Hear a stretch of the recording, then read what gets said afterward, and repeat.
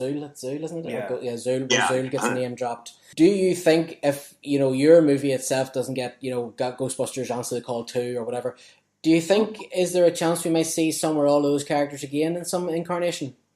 I hope so. I really hope so. Nothing would make me happier. I think, yeah, I love what IDW did with both the crossover series and with our Answer the Call ones. I know Ivan was involved in kind of helping that crossover in the comics happen. So, yeah, I mean, they may have plans. I don't know. No one has talked to me about it. But I would love it if there was a crossover and they found a way to cross up the worlds. Or I'd love it if there was just another Answer the Call movie. I would be happy with any of those. And, look, I would love to do them. I don't have to do them.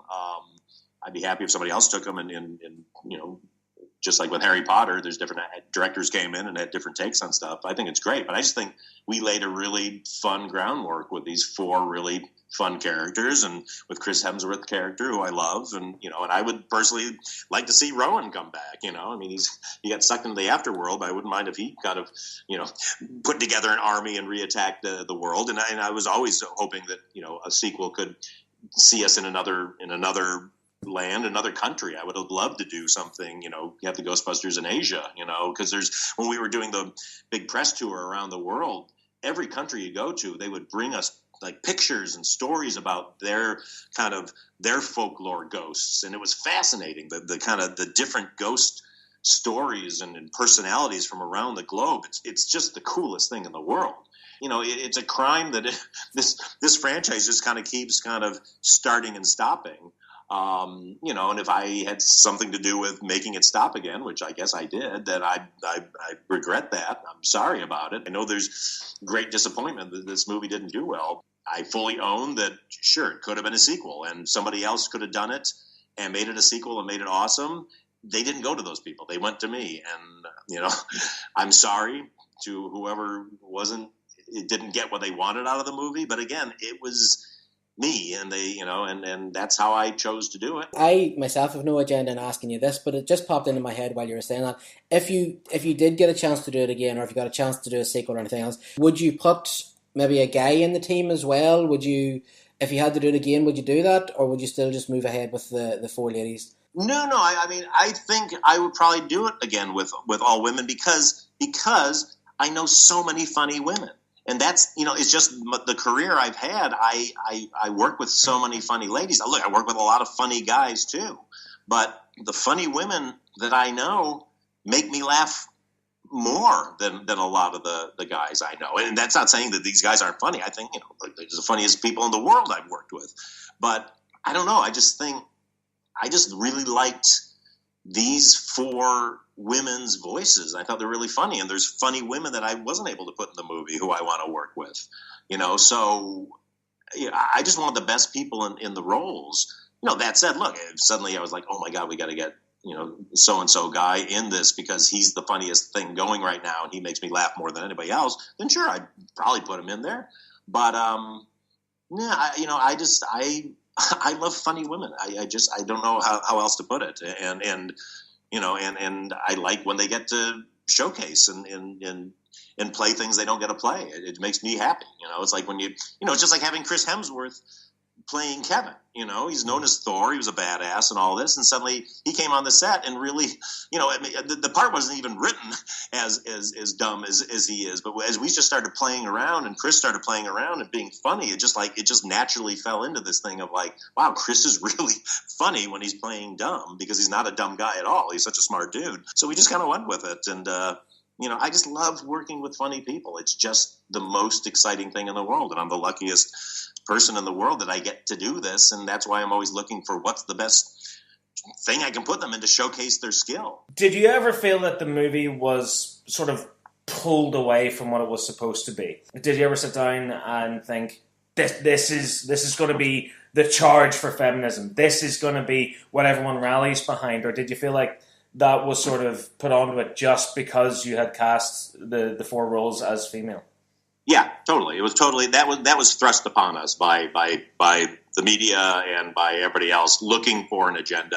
The fact that Ghostbusters were 4 men in the original movies does not necessarily mean they have to always be men.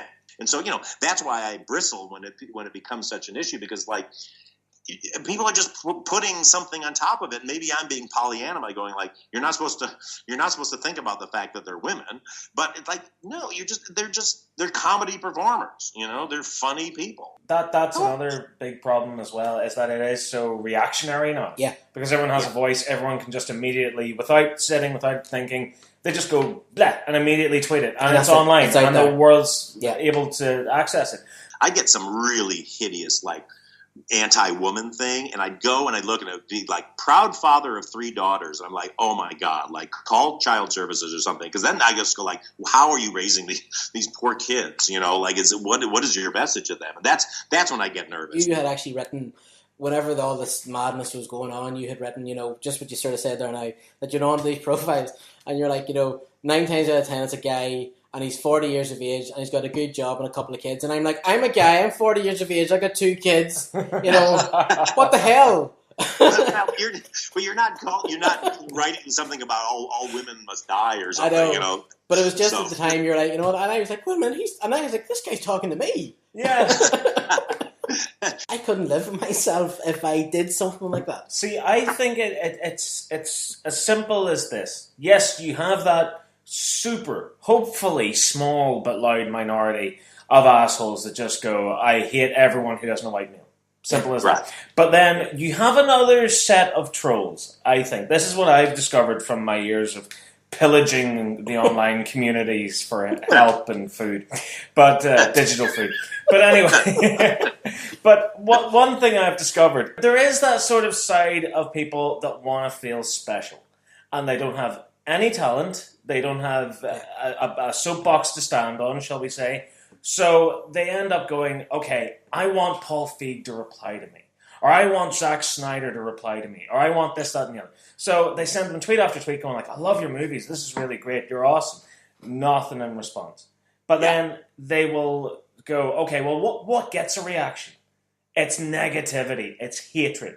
So I'm going to send the most disgusting, vile, horrible tweets to this person in the hopes that it provokes them enough to respond. And that's what makes them feel special. Yeah, for sure. My message is never, you just have to always say really nice things to, people who are famous. It's just like, if you got a problem, just say it. But don't, when it gets to the level of just ugliness and, Katie Dippold and I wished that we would get run over by a bus and die choking on our own blood. You're like, well, that's kind of harsh, because it's a movie about people catching ghosts, right? That's really what you want me to die because of that? So you got to judge these on points of creativity. Yeah, that was quite creative. Like not only some thought into it. Yeah, not only just getting hit by a bus, but choking on your own blood to die. Yeah. There's creativity there. If only they would channel it into something positive. Yeah, there's a flair.